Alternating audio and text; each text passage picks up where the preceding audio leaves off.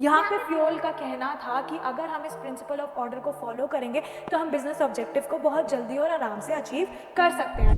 Hello everyone, I am Bhavna Sania and I am back with the new video for class 12th and yes, आज की video में हम fuel principles discuss कर रहे हैं management के. We have already discuss 7 principles of Fayol's और हम आगे के 7 प्रिंसिपल्स और आज डिस्कस कर रहे हैं इस वीडियो में.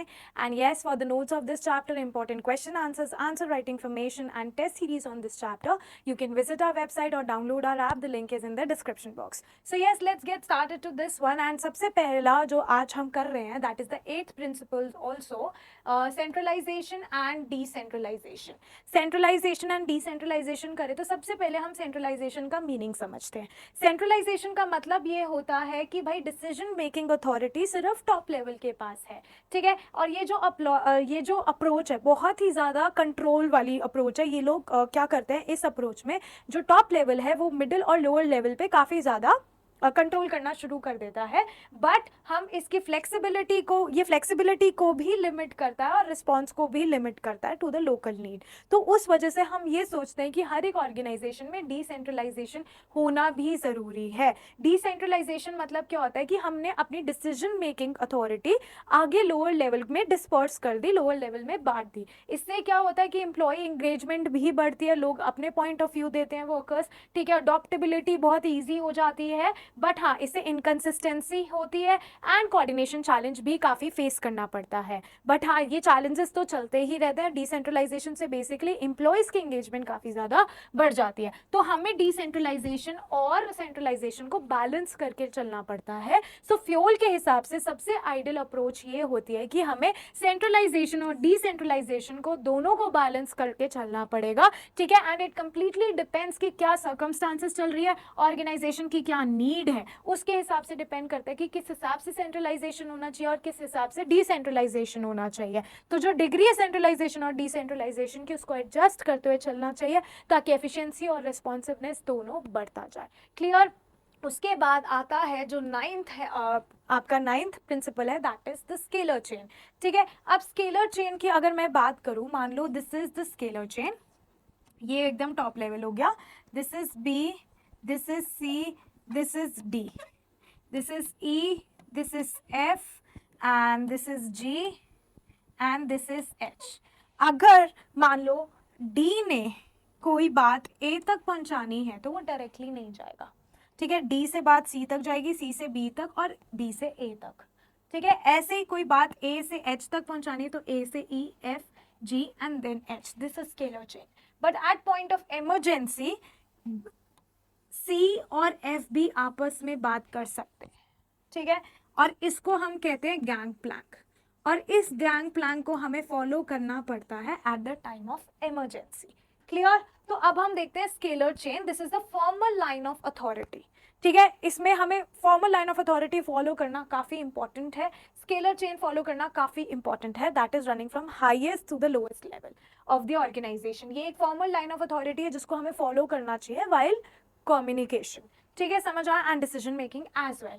तो इसे हमें वॉयलेट नहीं करना चाहिए. फ्यूल का कहना है कि हमें स्केलर चेन कम्युनिकेशन को वॉयलेट नहीं करना चाहिए, ठीक है. Employee should follow a proper hierarchy हमें फॉलो करना चाहिए. हमें बेसिकली ये हायरार्की को तोड़ना नहीं चाहिए. ये टूटता तभी है इन केस ऑफ इमरजेंसी, तब हम स्केलर चेन की जगह गैंग प्लान को फॉलो करते हैं, ठीक है. Emergency is an exception. However Fayol recognise की इमरजेंसी में हमें गैंग प्लान को फॉलो करना है, विच इज अ शॉर्टकट जो अभी मैंने आपको बी और एफ में बताया है, ठीक है. इसमें नेसेसरी है कि टाइमली, कभी कभी ऐसी सिचुएशन होती है कि हमें टाइमली कम्युनिकेट करना पड़ता है बिफोर इट्स टू लेट. और लेट होने से पहले अगर हम टाइमली कम्युनिकेट कर लेंगे तो बेसिकली क्या होगा कि हमारा रिसोर्सेज सेव हो सकते हैं, बहुत चीज़ें सेव हो सकती है. तो कभी कभी at the time of emergency to save things and to increase productivity and efficiency हमें गैंग प्लान को फॉलो करना पड़ता है. क्लियर. देन आता है the principle of order. This is the 10th principle, the principle of order. Orderliness is very important and it should be followed in each and every organization. छोटी से बड़ी organization, profit से non-profit organization, हर जगह orderliness follow करना काफ़ी important है. So according to the fuel, order का मतलब होता है people and material must be at suitable place at suitable time. मान लो मेरे को कोई बुक चाहिए स्कूल में तो मैं लाइब्रेरी जाऊंगी, वो मुझे बुक स्टाफ रूम में नहीं मिलेगी. सो ये ऑर्डरलीनेस मेंटेन्ड होना चाहिए कि चौक कहाँ पड़ा है, डस्टर कहाँ पड़ा है. ये right people at right time and right place नहीं हुआ तो हमारा काम हो ही नहीं सकता. Clear? Fuel's principle of order states that people and material must be in suitable place at appropriate time to maximize efficiency. This emphasizes the importance of maintaining a well organized structured environment. ठीक है, इसका positive effect ये है कि जब everything and everyone, जब सबकी अपनी जगह है, सब चीज़ों की अपनी जगह है, सब लोगों की अपनी जगह है, तो इससे ऑब्स्टिकल और डिस्ट्रप्शंस को हम एलिमिनेट कर सकते हैं, प्रोडक्टिविटी और एफिशिएंसी को हम इंक्रीज कर सकते हैं. यहाँ पे फ्यूल का कहना था कि अगर हम इस प्रिंसिपल ऑफ ऑर्डर को फॉलो करेंगे तो हम बिजनेस ऑब्जेक्टिव को बहुत जल्दी और आराम से अचीव कर सकते हैं. For example in a school setting, for example books are kept in office, chalks in library, office records in staff room, principles of order is violated, क्योंकि यहाँ पे right thing at right place नहीं है. So right thing at right place at right time and right people at right place and at right time is also important to increase the productivity and efficiency of an organization. Clear?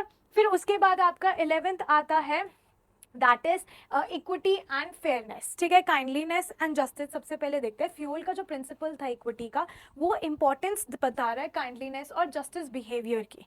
ठीक है, manager का काइंडलीनेस और justice behaviour होना चाहिए towards their employees.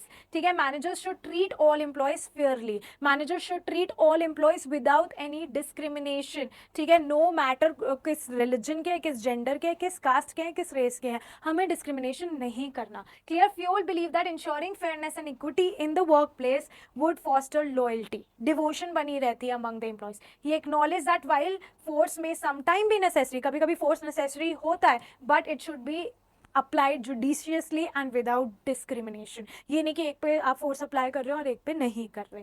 Clear? Practical application, इसका एक example बताती हूँ कि भाई एक मल्टीनेशनल कॉर्पोरेशन है जहाँ पे अलग अलग नेशनैलिटीज़ के लोग एक साथ काम करते हैं डिस्क्रिमिनेशन फ्री एनवायरनमेंट में, इक्वल अपॉर्चुनिटीज़ के साथ, इक्वल एडवांसमेंट्स के साथ, and it is essential for maintaining productivity and engaged workforce. Clear?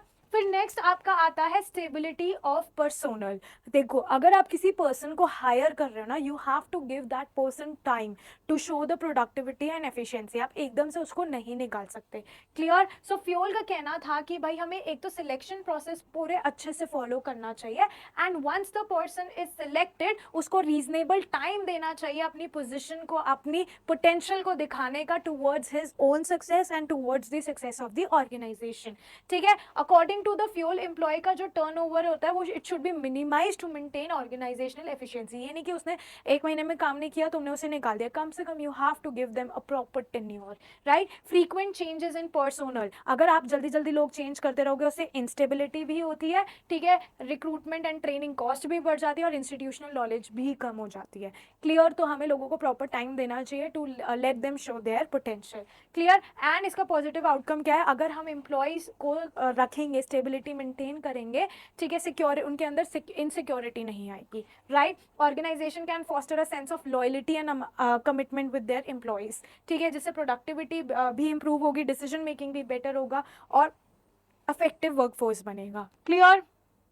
Then after that next is encouraging initiative. हमें एम्प्लॉयज़ की इनिशिएटिव को इनकरेज करना चाहिए. We should provide them, like हमें उन्हें मोटिवेट करना चाहिए, बोनसेस देने चाहिए. फ्यूल बिलीव दैट एम्प्लॉयज़ को इनकरेज करना बहुत ज़रूरी है to develop and execute their own plans, ताकि वो इम्प्रूव करें और अपनी अथॉरिटी की लिमिट से बाहर आ सकें. ठीक है, इससे एक कल्चर ऑफ इनोवेशन आता है, प्रॉब्लम सॉल्विंग ईजी हो जाती है, where employees feel empowered to basically contribute their ideas. फिर आता है हमें उनके इनिशिएटिव को रिवॉर्ड भी करना चाहिए. फ्यूल का सजेशन ये है कि कंपनी जो है उन्हें एम्प्लॉय सजेशन के लिए उन्हें रिवॉर्ड देना चाहिए, वेयर आइडियाज दैट रिजल्ट जिसके कोई भी ऐसा आइडिया किसी ने शेयर किया जिसकी वजह से कॉस्ट कटिंग हो सकती है, जिसकी वजह से कॉस्ट सेविंग हो सकती है, उस पर्सन को, उस एम्प्लॉय को रिवॉर्ड करना चाहिए, जिससे वैल्यू जो एम्प्लॉय की वो बनी रहती है and they keep on taking an initiative and they keep on thinking of new ideas also. Clear. फिर आता है staying with in limits. However fuel का ये भी कहना है कि हमें अपनी limits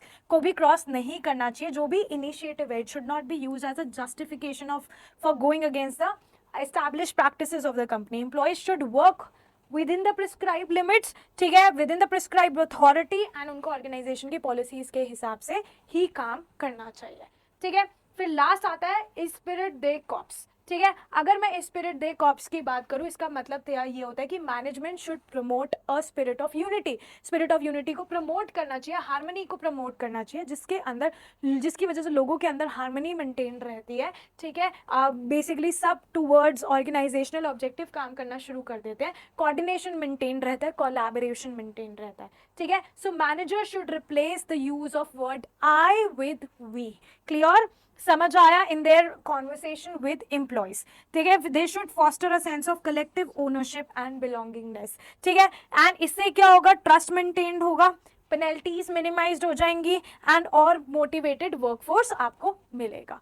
clear. So I hope आपको ये 7 के 7 जो प्रिंसिपल्स हैं आपको समझ आए हो। For the notes of this chapter, important question answers, you can reach our website out और download our app. The link is in the description box.